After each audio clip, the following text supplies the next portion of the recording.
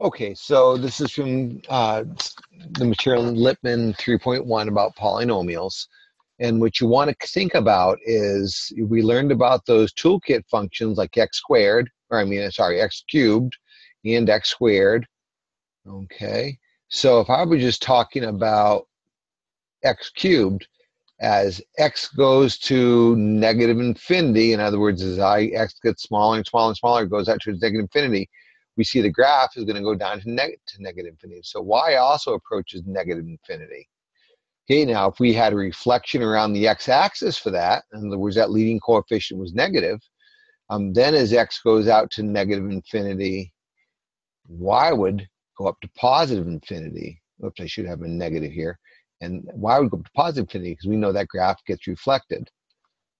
Okay, so that's some ways to do this without graphing it. And the other thing to keep in mind is, and I'm sure you learned this earlier classes, if you have x to the fifth, well, it acts just like x to the third, except it grows a little faster. Okay, you're raising to the fifth power. And the same thing with x to the seventh, same thing with x to the 99th. You know, these are just odd powered functions. It looks something like x cubed, okay? Same idea.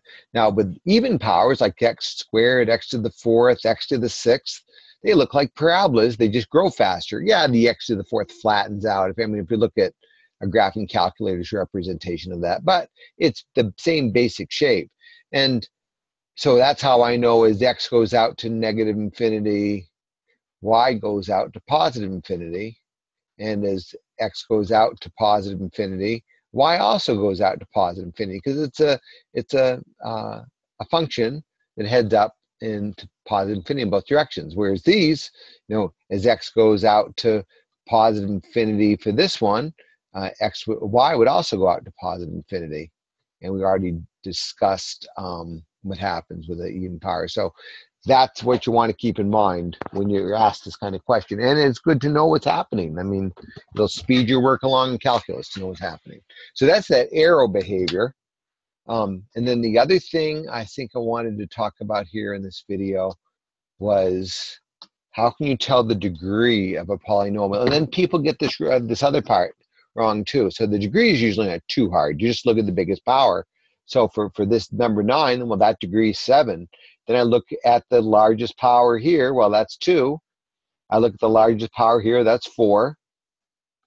Okay. Now where people start getting stuck, oh, they're down here. Before I do that foiling out thing. Here, that's the leading term, right? Because it's got the biggest power, 3. I've had people tell me it's 2 just because it comes first. I don't know if they're not paying attention or what, but that's what happens there. Okay, now if you were to expand this all out, so I don't want you to expand that all out. I mean, that is not what this is about. Okay, but if I were to FOIL this all out, FOIL 2 of them, then multiply the third, I would have an x to the third because that's, x times x is x squared, and then you distribute through the other x through, you get the x to the third. So that degree is 3. And the leading coefficient is just going to be 2 times 1 times 3. So what's that? 6. So that would be 6x cubed would be my leading term, which is even more than I need here. Okay, same thing, the degree is 2 for that number 19. And of course, the leading coefficient is 3 because that's with the x squared. And the leading term would be x squared if I asked you that. Now this one where I'm taking this binomial and raising it to the third power, if I expanded that all out, I'd have something like 27x with some other terms, which I really don't care about for this. I'm sorry, 27x cubed. The x would just come along for the ride because that's getting multiplied. And this one I'm going to square because it would be 4x times 4x, right? Maybe I better, just so people don't get confused and do the wrong thing with this. I mean, what this is asking me to do, right? Take that binomial and square it, and then I got to FOIL it, and 4x times 4x is 16x squared, and then we'd have to finish expanding it. But we don't have to do that for this problem. So to get the degree for this problem here, I would just have to add 3 plus 1 plus 2, because eventually that's what you're going to do when you multiply them, right? So that would be a degree of 6. To get the leading coefficient, you'd have to take the 27 times the x and then times the 16. So I did that earlier. What is that? 432. So the leading coefficient for that one is 432. Okay, easy to do without expanding it. You don't have to do all the work. Um, so I hope that helps you answer these kind of questions, and don't hesitate to give a yell if you're still stuck.